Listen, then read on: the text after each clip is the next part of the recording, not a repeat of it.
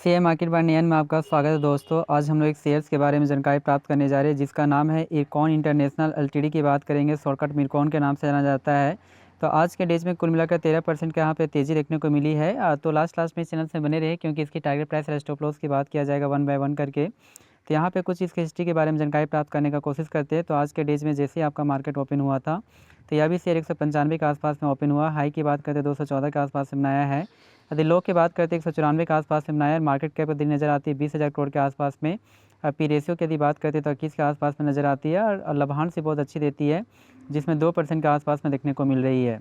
यदि यहाँ पे बाउनिक हाई की यदि बात करते तो बाउनिक हाई जो बनाया है 351 के आसपास में नज़र आती है और बाउनिक लो की बात करते तो 175 के आसपास में नज़र आती है। तो कुल मिलाकर डबल सा आपका रिटर्न दे चुका है, अर्थात 1 लाख का वैल्यू 2 लाख के आसपास में पहुँचने का कोशिश किया गया। तो यहाँ पे कुछ डाटा के माध्यम से समझने का भी कोशिश करते हैं कि यह डाटा कहाँ तक जाएगी या नहीं जाएगी, इसके बारे में जानकारी प्राप्त करते हैं। तो यदि यहाँ पे 5 डेज़ के यदि डाटा को चेक करते हैं तो कुल मिलाकर 5 डेज़ में जो रिटर्न्स देती है वो आपको कहता है कि गिरावट आने की कहता है कि 9% के आसपास में तेज़ी तो देखने को मिली, लेकिन उतना अच्छा रिटर्न्स ठीक ठाक ही है। जो 200 के आसपास में था फिर करेक्शन हुआ, उसके बाद यहाँ से थोड़ा सा रिकवरी देखने को मिली है। यदि वहीं पे कहता है कि बात करते हैं 1 मंथ के डाटा को, तो क्या आपका 5 डेज़ के डाटा के जैसा ही आपका रिप्रेजेंट करता है? तो ये नहीं, बल्कि यहाँ नेगेटिव रिटर्न्स है। जो 7% के यहाँ पे गिरावट देखने को मिली, लगातार पीछे का करेक्शन देखने को मिली, जो 180 के आसपास में आने का भी कोशिश किया गया, उसके बाद यहाँ से थोड़ा सा आपको रिकवरी देखने को मिली है। यदि वहाँ पे 6 मंथ के डाटा को चेक करते हैं तो 6 मंथ में जो आपको रिटर्न जो देखने को मिलती है 34% का नेगेटिव रिटर्न्स यहाँ पे देखने को मिल रही है, जो एक टाइम में 300 के आसपास में था। यहाँ काफ़ी करेक्शन हुआ, फिर तेज़ी हुआ, उसके बाद यहाँ थोड़ा सा करेक्शन के और मोड में चला गया। यदि यहाँ पे 1 जनवरी 2025 की यदि बात करते हैं कि यहाँ से क्या डाटा है, तो कुल मिलाकर इसमें भी जो गिरावट देखने को मिली 1% के आसपास में देखने को मिलती है। जो एक टाइम में 200 के आसपास में था, 220 के आसपास में था, इर्द गिर्द में था, करेक्शन देखने को मिली, सपाट हुआ, फिर करेक्शन हुआ, उसके बाद यहाँ से थोड़ा सा रिकवरी देखने को मिली है।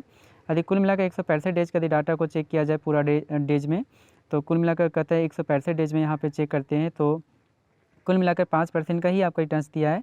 तो उतना अच्छा तो रिटर्न्स तो नज़र नहीं आता है। जो एक टाइम में 200 के आसपास में था, बहुत टाइम तक सपाट बनाए रखा, तेज़ी के बाद 300 के लेवल को भी आपको क्रॉस कर दिया, उसके बाद नीचे करेक्शन के आपका मोड में चला गया है शेयर। यदि यहाँ पे बात करते हैं 5 साल के डाटा के अनुसार से कि 5 साल के अनुसार से ये डाटा कितना अच्छा रिप्रेजेंट करता है, तो 400% के आसपास में रिटर्न्स तो ठीक ठाक रिटर्न्स दिया है। जो एक टाइम में हम लोग कह सकते हैं 1 लाख का वैल्यू 5 लाख के आसपास में जाने का भी कोशिश किया गया। यहाँ पे आप समझ भी सकते हैं, कहता है कि एक टाइम में यह शेयर 17 जनवरी 2020 में 43 के आसपास में था। यहाँ से रिटर्न्स देके आपको कहता है 215 के आसपास में आने का कोशिश किया गया। उसके बाद कहता है कि इसी टाइम में बहुत टाइम तक सपाट बनाए रखा और यहाँ से कहता है कि ब्रेकआउट देखने को मिली है। ब्रेकआउट जो है करीब 7 अक्टूबर 2022 के आसपास में यहाँ पे ब्रेकआउट देखने को मिली। उसके बाद यहाँ पे ब्रेकआउट के बाद यहाँ जो शेयर है कहता है कि इसमें आपको तेज़ी देखने को मिली और कहता है कि ये तेज़ी जो बढ़कर 195 के आसपास में जाने का भी कोशिश किया गया। उसके बाद यह बढ़कर कहता है कि शेयर कहता है कि 336 के आसपास में जाने का कोशिश किया गया। उसके बाद यहाँ से थोड़ा सा रिकवरी हुआ है, यानी कि डाउनवर्ड की ओर आपका चला गया, जो 193 के आसपास में आने का कोशिश किया गया है।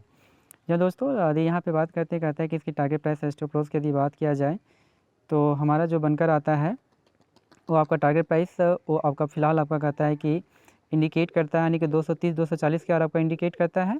तो हमारे अनुसार से 250 रुपये इसकी टारगेट प्राइस आपका बनकर आती है।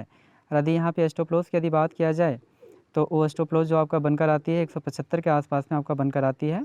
तो आप कहते हैं कि वो आप उसके लिए आपका कहता है बाय करके रख सकते हैं, लेकिन फिर भी आपका फिनेंशियल एडवाइज़र के द्वारा एक बार सलाह ले लें और सलाह लेने के बाद अपने पोर्टफोलियो में इसे ऐड करके रख सकते हैं। जी हाँ दोस्तों, थैंक यू वेरी मच हमारे इस चैनल को सब्सक्राइब करने के लिए। और इस चैनल को सब्सक्राइब करना ना भूलें, क्योंकि हमारे इस चैनल से बहुत सारे शेयर्स के बारे में डेली बेसिस पे न्यूज़ आपका बताया जाता है, इस कारण से इसे मिस ना करें। थैंक यू वेरी मच दोस्तों, थैंक यू।